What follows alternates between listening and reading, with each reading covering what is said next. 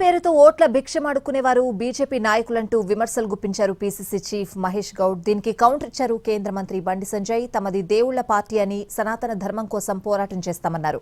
ముస్లిం ఓట్ల కోసం ఇఫ్తార్ విందు చేసేవారు కాంగ్రెస్ నేతలేనంటూ కౌంటర్ ఇచ్చారు బండి సంజయ్.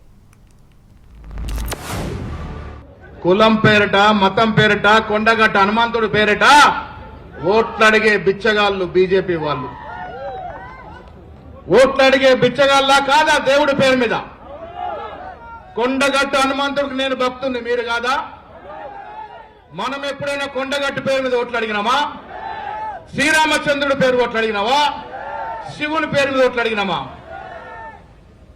నేను గాని, మా ప్రభాకర్ గాని, లక్ష్మణ్ గాని రోజు పొద్దున పూజ చేసుకుని బయటకు వెళ్తాం. బొట్టు ఉంటుంది, చెమటకు పోయింది ఉన్నదా? కానీ ఎప్పుడు దేవుడి పేరు మీద ఓట్లు అడగలే. ఏమని ఓట్లు అడుగుతాం? దమ్ము ధైర్యం ఉంది, ఇస్తే మాట తప్పకుండా పని చేస్తాం, ఫలానా పని చేసామని ఓట్లు అడుగుతాం. అది దమ్ములోని నాయకుడి లక్షణం. అరే మీ ఏం లక్షణాలయ్యా? ఎన్నికలు వస్తే దేవుళ్ళు గుర్తొస్తారు, ఎన్నికలు అయిపోతే హిందూ ముస్లిం గుద్దులాట గుర్తొస్తుంది, దయ్యాలు కయ్యాలు పెట్టి గుర్తొస్తుంది.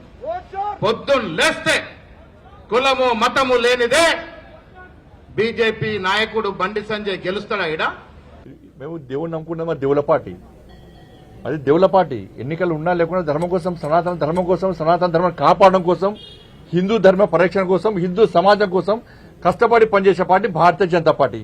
మీ బతికేంది? మీ బతికేది బిచ్చ బతుకు మీది. ఎన్నికలు వస్తున్నాయంటే సరే, ముస్లింలు వాళ్ళ ఆచార వ్యవహారాల ప్రకారం వాళ్ళు టోపు పెట్టుకొని వాళ్ళ దేవుని వాళ్ళు ఆరాధిస్తారు.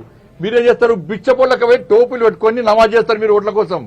ఓట్లు వచ్చినాయంటే ఇఫ్తార్ విందులు చేసేది మీరు, నటించడు జీవించేది మీరు, టోపులు పెట్టుకొని నమాజ్ చేసేది మీరు. బిచ్చపొళ్ళు మీరా? మేమా?